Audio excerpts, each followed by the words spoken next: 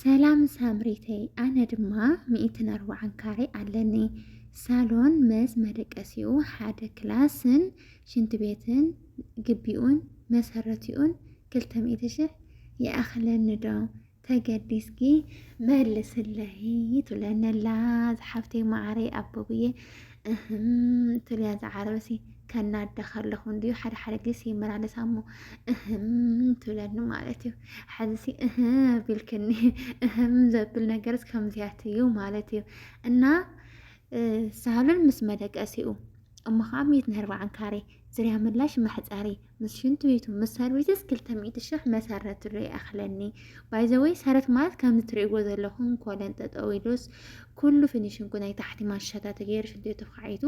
እዩ ሰረት ትብለን ዘላ እሞ 200,000 ይኣኽለኒ ዶ ናለት እያ እስኪ ሓቢርና ንሪኢና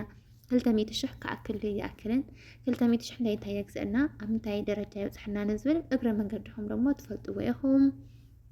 ሰናይ ጻኒሕት ንቻናሌ ሓድሽቲ ዝኾንኩም ሰብስክራይብ ነበራ ዝኾንኩም ደግሞ ላይክ ሸር ናገርኩም ኣበረታትዑኒ ይቅርታ ሰላም ከይበልኩ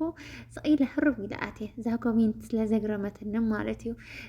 ሰላም ፍትዋትን ክብራንን ኣብ መላእ ዓለም ትርከቡ ናይ ቻናሌ ቤተሰብ በብዘለኹምዎ ሰላምኩም ይብዛሕለይ እንኳዕ ድማ ናብ ቻናሌ ብሰላም መጻኹም ከምኡ እውን እንኳዕ ንበዓል ትንሳኤ ብሰላም ኣብዝሐኩም ኣብዝሐና በዓሉ ናይ ሰላም ናይ ፍቅሪ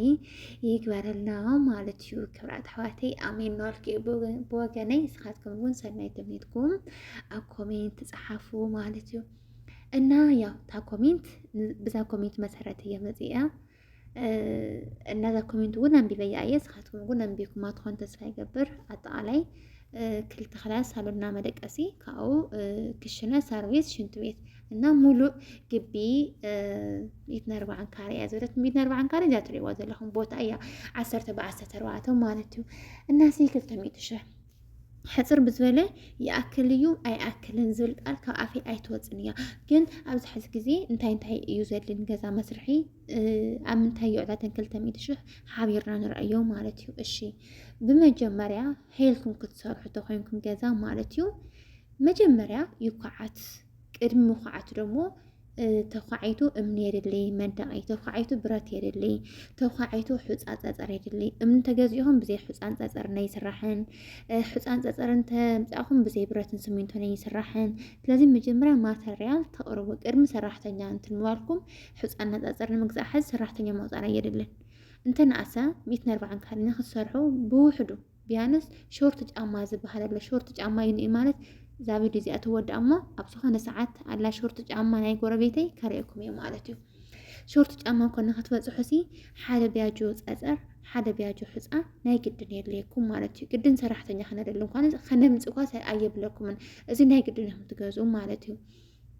ኣብዚ ሕዚ ግዜ ሕፃ ክንደይ እኒሆ እግዚአብሔር የርኢኹም ክብራት ኣሕዋቲ እግዚአብሔር የርኢኹም ሾርት ጫማ ማለት እዚ ኣብዚ እኒሆ ሕዚ ማሸታ ተገይራታ እዚኣ ወዶ እዚኣ ሾርት ጫማ ትበሃል ኮለን ማለት ደግሞ ንላዕሊ ኮለን ጠጠው ምስ በሎ እያ ማለት ሾርት ጫማ ማለት እዛ ትሪእኹምዋ ማሸታ ተገይራኒያ ኮለን ከይወፃታ ማለት እዩ እና ሕዚ 200,000 እንታይ ይገዛ እንተይልና እውነት ኣነስ ተሰብና ጠንካራ እዩ ብእውነት እየ ዝብለኩም ሕፃሲ 44,000 በፂሑ እንትበልኩም ተኣምኑ ዶ ኣነ ግዚኡ ንበል በእውነት ዋ ናይ ማንዲ ሰብ ገዛ ዘስርሐሎ ኢለ ዋይ ለከ ይሰርሐሎ ወይ ይብልና ኣይከዓኒ ማለት ናዕይ ኣብዚ ሕዚ ግዜ ገዛ ስርዕ እንተትብልኒ ዋይ ስራሕ ሲነ ድየ ታይግድሽ እንዮ ሕፃ 4 ገለ ይፀፅ 4 ገለ ዋ ብረት 2,000 ገለ ንበዓል 14 ንንተታይን ግዜ እንታይ ጨነቀኒ ዘና ኢለ ዘይነብር እኮ እዩ ኣብዚ ሕዚ ግዜ ምንም ነገር ኣይስራሕን ቶም ሃፍታማት ኩሉ ግዜ ኣታው ዘለዎም ምናልባት እምበይ ከምዚ ከማይ እንዳ መዳም ተቆፂራ ተሰርሕ ሲ ገዛ ተስርሕ ተደ ኣብዚ ሕዚ ሰዓት ብጣዕሚ ጅግና ጎበዝ እያ ማለት እዩ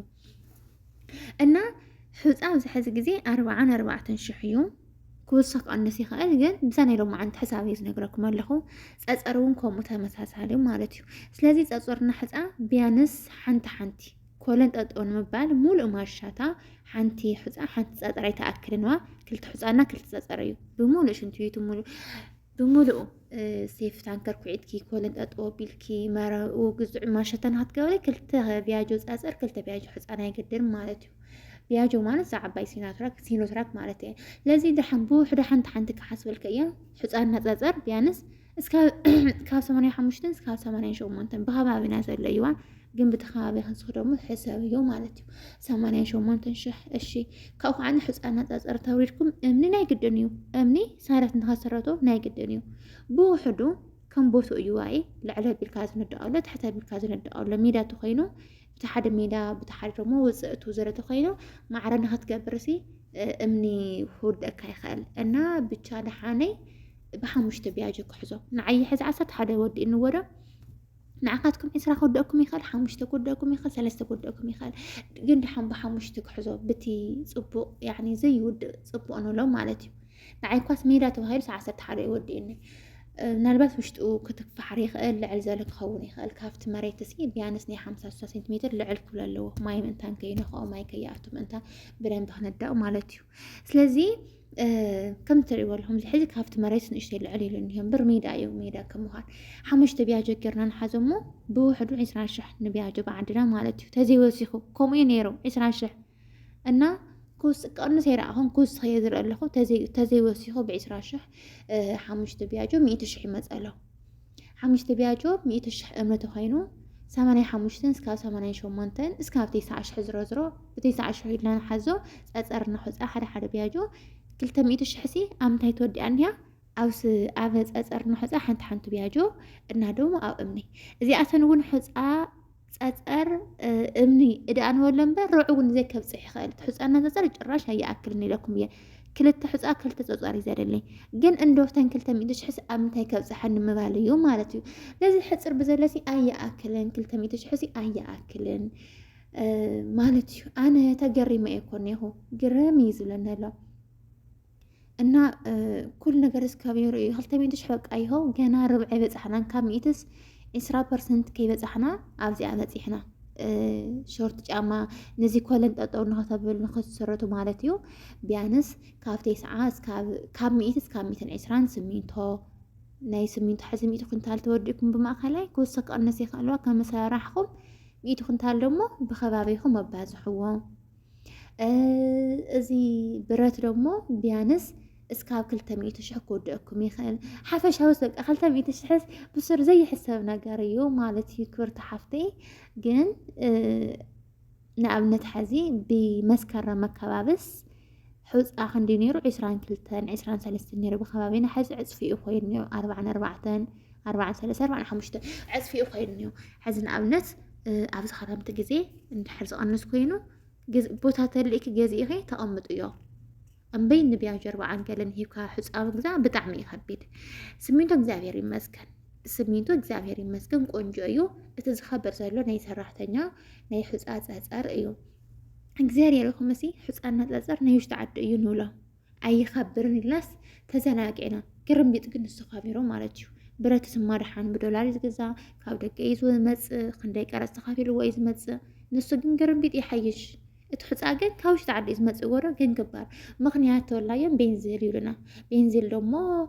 እንግዲህ ከአቶ ተስፋ ንገብር ኣብዛኣቶ ደሞ ዝሓሰሮ ትገዙ እና ማለት ይክራት ሓዋቲ ከምዚ ክለኩም ከልሆ ግን ተስፋ ምቑራጽ ካሊ ይኾነን 200 ሽሕ ብጣዕሚ ብዙሕ እዩ 200 ሽሕ ብድሕና ግዜ እኮ ስሩሕ ገዛ እውን የገዝኡ ነይሩ እዩ እና 200 ሽሕ ብዙሕ እዩ ዘይ ምጥፋት ዘለ ገንዘብ ሴቭ ግበርዎ እሞ ካኡል ዕዳጋ ኣብ ድሕና ዝኾነ ደሞ ምግዛ እምበር 200 ሽሕ ሲ በጭራሽ ከምታ ዝደመርና ያበቃ ወይ ሓፃ ወይ ጸጻር ያኽተግዝ እንዲያሙሉ ሕፃን ገዝተ ይርናሲ 80 ገለይ ክልተ ቢያጆ ጸጸረውን 80 ገለይ ክልተ ቢያጆ 100 ገለይ በቃ ሕፃን ጸጸር ተወዳላ ማለት ገና ሲሶ ከይሓዛ እና ዝሮ ገዛ ምስራሕ ከቢድ እዩ ተዘለ ገንዘብኩም ግን ሴፍ ግበሩ በቃ ሓንቲ ገዛ ኣኻሎም ወርሕን እሽተይ ጽባሕ ወርሕን እሽተይ ናግበርካ እምቢ በሓደ ግዜ ዝመጽ ነገር እና ክራት ሓዋቲ ያው حصر بزله فيديو زي أتمثل نيرا يرزق لكم نجار تهلي دومو أكومنت صحف لي مالتيو باي ذا واي كم جزء عيلو حوصا أسأر تقاني سبوتا زلكم حوصا ناس أسأركو حلاوي يلين ندعي بتشا حوص أصلحني يوي سرقاني لأيوا بوتا زلكم هذه 4 قرين هو بعد وكبابي ناب عسرة تحت عسرة توريدو جزء بالكامت ተደሊኹም ደሞ ዝወስኸ ትሸጥዎ ማለት ችግር ነው ወዲ ትሸጥዎ እና ደቂ ዓበይቲ ዋይ ቪዲዮ ትመስል ነይራ ሰናይ ብረኻው ዓመት እስከ ዓበይቲ ፍጻሜ ዝተኸታተልኩምኒ ካብ ልብና መስገንኩ እያ ላይክ ሸር ሰብስክራይብ ነገርኩም ደሞ አበረታቱዕኒ ሰሰናዩ ባይ ባይ